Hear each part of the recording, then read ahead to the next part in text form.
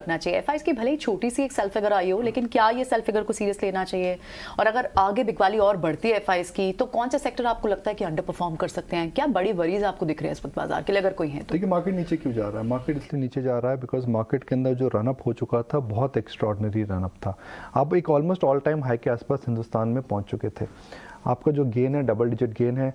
आपने global markets को बहुत ही बेहतरीन तरीके से आउट परफॉर्म करा था। तो markets were due for a correction. हम शायद पिछले हफ्ते, पिछले 7-8 दिन पहले हम बात कर रहे थे कि अगर कोई प्लेन उड़ रहा है तो उसको ऊपर रहने के लिए आपको कॉन्स्टेंट नए ट्रिगर चाहिए होता है, नया फ्यूल चाहिए होता है, और इस लेवल पर नया कोई फ्यूल नहीं है।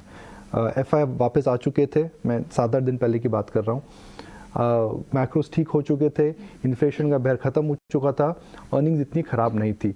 तो अब अगला ट्रिगर क्या है? तो अब कोई अगला ट्रिगर नहीं है। तो जाहिर से बात है, मार्केट्स में थोड़ा इस समय करेक्शन आ रहा है बिकॉज मार्केट्स इस समय एक तो रनअप हो चुका है, दूसरा आपकी जो वैल्यूएशंस हैं वह ऑलमोस्ट एक पीक लेवल पर आ रही हैं जहाँ से हिस्टोरिकली मार्केट्स टर्न करता है, और तीसरा इस मार्केट के अंदर अभी कोई अर्निंग सीजन अब आपका अक्टूबर में आएगा, दिवाली अक्टूबर में है, दशहरा अक्टूबर में है। तो मार्केट के अंदर अभी 45-50 दिन के लिए कोई बड़ा ट्रिगर नहीं है। आप ऊपर जा रहे थे पिछले 7-8 दिन से बिकॉज एफआई आ रहा था। एफआई क्यों आ रहा था? बिकॉज ग्लोबल चर्न हो रहा था।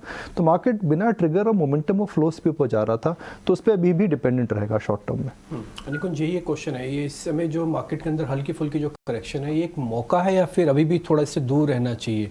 क्योंकि आज आप आरबीआई गवर्नर से भी बातचीत करने वाले हैं, क्योंकि यूएस से भी ये इंडिकेटर आ रहा है कि वो कह रहे हैं हम ब्याज दरें बढ़ाएंगे, हमारा इन्फ्लेशन अभी इतना कम नहीं हुआ है कि हमको रोल बैक करना पड़े अपने फैसलों को। नहीं, देखिए, ब्याज दर तो बढ़ेगी, कितनी बढ़ेगी वो डिबेट है, और किस हद तक इसका इम्पैक्ट इकोनॉमी पर आएगा, डिबेट वो है। Has any central banker convincingly said that they one the war against inflation? नहीं। क्रूड अगर 105 दोबारा हो जाएगा तो मामला फिर खटाई में आ जाएगा। तो हम उन चीज़ पे नहीं टिप्पणी कर सकते हैं जो कि हमें पता नहीं है, मगर हमें पता क्या है, हमें ये पता है कि इस फॉल के अंदर आपको कौन से सेक्टर्स अवॉइड करने चाहिए, कौन से सेक्टर्स और कौन से थीम्स पे बैट करना चाहिए। बैंक्स, मैं फिर से बोलूँगा, बहुत बेहतरीन तरीके से आउट परफॉर्म कर रहे हैं इस समय। आईटी को अवॉइड करना चाहिए, और हर तरीके से अवॉइड करना चाहिए, भले ही वो ग्लोबल फैक्टर्स हो या डोमेस्टिक फैक्टर्स हो, मार्जिन कंसर्न्स हो, वेरिएबल पे की जो कंसर्न्स आ रही हैं। आज मैं एक जेपी मॉर्गन की रिपोर्ट पढ़ रहा था, तो सब जगह आईटी को लेकर के इस समय कंसर्न आ रही है। मुझे लगता है टेलीकॉम पे नज़र रखिए। और टेलीकॉम पे क्यों नज़र रखिए? बिकॉज एक डोमेस्टिक डोमिनेटेड सेक्टर है। ग्लोबली जो भी हो रहा है, टेलीकॉम के अंदर फ़र्क नहीं पड़ता है। 5G ऑक्शंस हो चुकी हैं। आपको पता है कि प्राइसिंग को लेकर के समय जो ट्रेंड है वह ऊपर की तरफ है, नीचे की तरफ नहीं है। तो टेलीकॉम पे नज़र रखिए। मीडिया एक डार्क हॉर्स हो सकता है। कल हमने देखा सन टीवी में किस प्रकार की वॉल्यूम्स आई थी।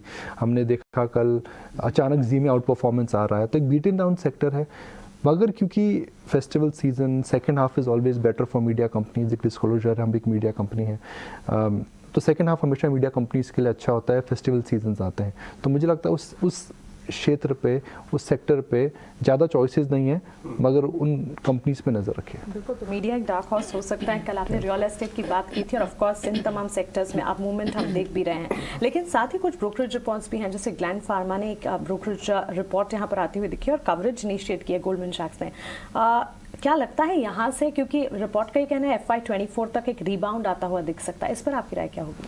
देखिए, फार्मा में क्या हुआ था मानसी, फार्मा के अंदर कोविड जब हुआ, सबने फार्मा स्टॉक्स को कम्प्लीटली रीरेट कर दिया था। जाहिर सी बात है, एक क्राइसिस था, और फार्मा कंपनीज की जो प्रोडक्ट की डिमांड थी वो आसमान छू रही थी, इनकी स्टॉक की प्राइसेस आसमान छू रही थी। फिर जब कोविड सेटल होने लगा, तो कोविड की जो इन्वेंट्रीज थी उन सब कंपनीज को राइट ऑफ उनको करना पड़ा, जिसकी वजह से भारी घाटा हुआ। तो ये जो स्टॉक्स री-रेट हुए थे, अब डी-रेट हो चुके हैं।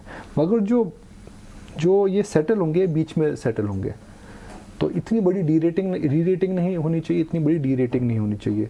They will align with, let's say, what the growth targets were before Covid, because Covid की जो अप एंड डाउन थी अब निकल चुकी है। तो उसके अंदर भी मुझे लगता है कि जेनेरिक कंपनीज और डोमेस्टिक फोकस फार्मा कंपनीज पे नज़र रखिए। गोल्डमैन सैक्स की रिपोर्ट का ये भी मानना है कि ग्लेन फार्मा के अंदर ट्रिगर्स हैं जो डोमेस्टिक हैं, इसके अंदर वैल्यूएशंस अच्छे हैं और इसके अंदर इंजेक्टेबल बिजनेस है वह ठीक हो सकता है, मगर a little bit of outperformance in domestic pharma companies cannot be ruled out, especially Glen Pharma, Cipla, Sun।